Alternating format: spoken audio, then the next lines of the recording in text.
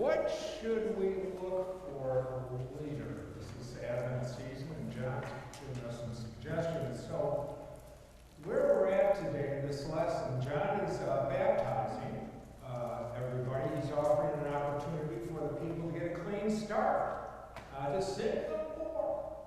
And these baptisms could happen more than once. We do a once-in-a-lifetime baptism, but John, you could have more and more baptisms. That would be okay. It was a type of a confession, and it was not a bad practice. And certainly, John had many followers who would ultimately become disciples of Jesus. So, what was John announcing? Clearly, he understood that someone greater than he would be following in his footsteps, but he sure does deliver a shot across the bow to the Pharisees and the Sadducees, who are without a doubt a part of the ruling class in and around Jerusalem that is oppressing the poor. He would say hypocrites. And no doubt praying at the temple and then just simply turning around to conduct unsavory business. That's what they tended to do. And John is suggesting that the person who will follow him will not put up with that monkey business.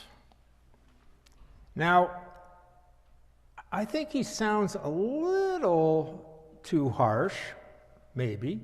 And while Jesus was no shrinking violet, that's for sure, it just feels like John's take is a bit different than the Jesus I know. Now, I'm guessing that John the Baptist had read this portion of Isaiah that we read today. It was written about 600 years before the birth of Christ, about a time, at least 700 years before that, 700 years before Christ. So the writer, though, of Isaiah has some excellent ideas about the qualities of a leader, what a leader should be. And Isaiah points out, he says, a great leader, king, will have the spirit of wisdom and understanding, will have the spirit of counsel and might, the knowledge and fear or respect of the Lord. The king will not judge simply by what his eyes see or his ears hear. He'll go deeper than that. And he will judge with righteousness the cause of the poor. And he will judge with equity for the oppressed of the earth. And he will strike the wicked with his words, speaking truth to power. And through all of that, this wonderful king will fashion a whole new peace that comes into play. So, were there any kings in history that lived up to Isaiah's vision? Some were better than others. I'm thinking specifically of one. There's more than one. But the one I'm thinking about is Hezekiah. He was a good leader. In the midst of his revolt against the Assyrian Empire, he consolidated power around the temple. He led a righteous form of governance. This is what Hezekiah did. And in 2 Kings, it is said that no king of Judah before or after him could compare. So that's pretty good endorsement. So was Isaiah referring to Hezekiah? Probably so. Now, within the Christian tradition, there are many who see it also pointing to Jesus. Now, it certainly seems to fill his job description, to be sure. And I think we can just say that Isaiah's vision applies to both Hezekiah and Jesus. Of course we can do that. And it applies to other leaders throughout history. There are other leaders in history who have these qualities that Isaiah is riffing on. Now, I asked Google, who in American history, what leaders in American history have these values that Isaiah is referring to? And there were three names that popped really strong. The first was Martin Luther King. The second was Jimmy Carter. And the third was Billy Graham. So these are three. There are others, but those were the three big things. The key thing, and here's the key thing about godly leadership, is that it values all people. A real leader who is going to exercise what Isaiah is talking about is fully aware of her strengths and even more aware of her or his weaknesses. It is essential for leadership to understand one's weaknesses, because that's where you need the most help.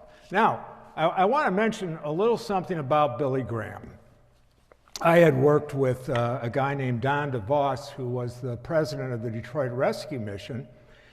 And Don, along with Billy Graham and Bob Pierce, headed up by Torrey Johnson, those guys started a ministry called Youth for Christ.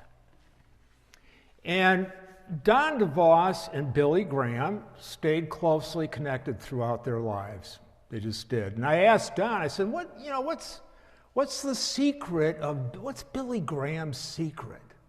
How does this all work or not work? Because he's, whatever. And Don said, honest to God,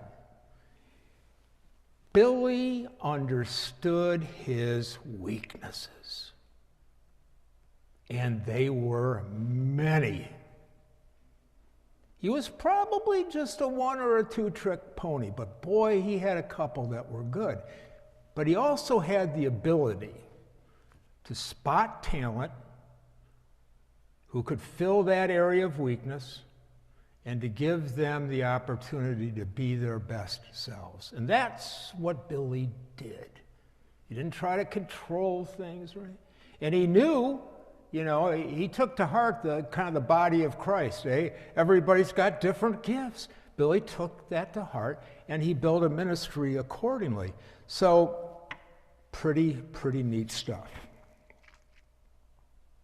With that said, leaders who are full of pride and bragging and bullying simply produce fear or anger, and the fruit that comes from that approach is ultimately not very sustainable. It'll be around for a minute, but it won't bear good long-term fruit. Now, in the case, and this is the way it is, whether we're talking about a president, whether we're talking about a preacher or a teacher or a manager of people, anyone who's entrusted with others has the opportunity to either fulfill the vision of Isaiah or maybe go a different way, or maybe something in between, But here's the thing, folks. We're all leaders, aren't we?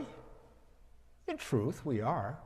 We may not think of ourselves that way, but each one of us has a unique sphere of influence. We just do. And we can, by virtue of understanding our place in our world, have a great value and make a positive impact on others in a variety of ways. An interesting exercise for each of us might be to see how Isaiah's words might apply to us. If you're taking notes, I'm talking about Isaiah chapter 11, the first 10 verses. You see, with the application of these concepts, it's possible to produce light that can shine in the darkness. Light that we all yearn for, and is certainly found no less in the birth and the life and the death and the resurrection of Jesus Christ. But so leaning into this Advent season, it's good for us, I think, to explore how we see the Spirit of Christ moving within and around each of us. So, how would it work? How would we measure up to these qualities that Isaiah talks about? This is something to think about, right? Isaiah starts with, again, a leader has the spirit of wisdom and understanding. And this really means seeking to learn about others, and particularly the least of these, the people who need the most help. That's what a leader would focus on. Who in my charge is struggling, right? This is what Isaiah is hoping for, and certainly Jesus. The spirit of counsel and might. What does that mean? Seeking good counsel that supports the love of God for all people, having the conviction to turn in the direction of the poor. A movement, see? This is the movement of the Spirit of Christ, moving in the direction of poor. And when we do it, we're fed in powerful ways. Every one of us has had that experience of helping another out and what comes back. But that's kind of the movement that we're looking for. And it's good to spend most of our time with others who are trying to go on that path as well. Not a bad thing to do. We have the spirit of knowledge and the fear or respect of the Lord. And for us, I would argue the best way to do that is to explore with vigor the teachings of Jesus. Dive into those teachings. What does it mean? Isaiah continues on. He says, the just king will judge not simply by what his eyes see or his ears hear. See, that's the surface, right? Can you dig it? Ashley's not here. We did a thing on Wednesday. That's the surface. It's going deeper and deeper, asking the question, why? Not settling for a half-truth. And that's up to each of us to do that, because the world ain't going to do it for you, unfortunately, at least not these days. And I mean the whole schlomazel. But go deeper. Ask the question, learn.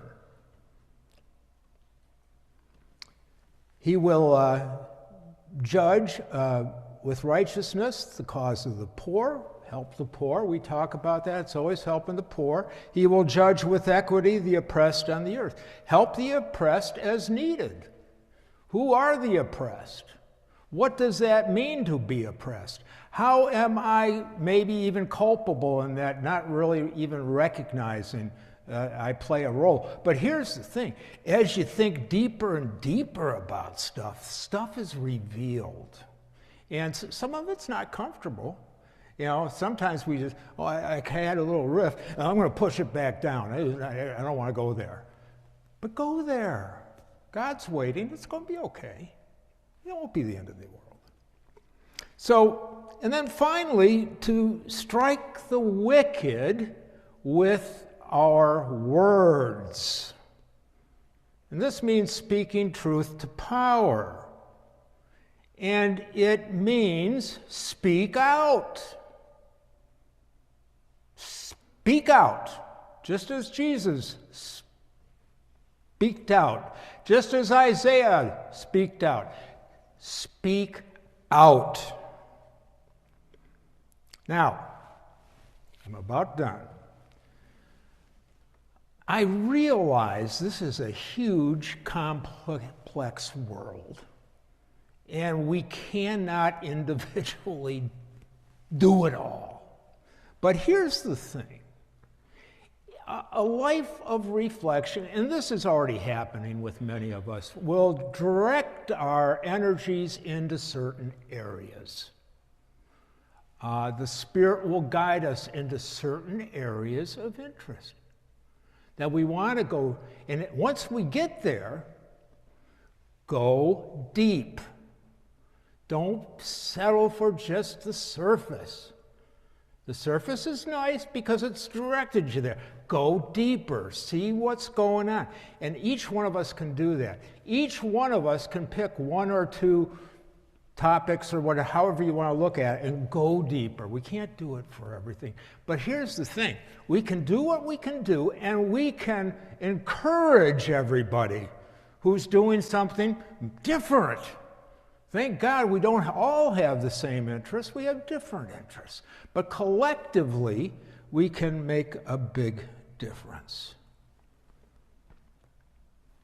Find this leadership in yourselves, because it's there, and others. And hang out with those others. In doing so, we will fashion a new peace, shining as bright as that star of Bethlehem. Amen.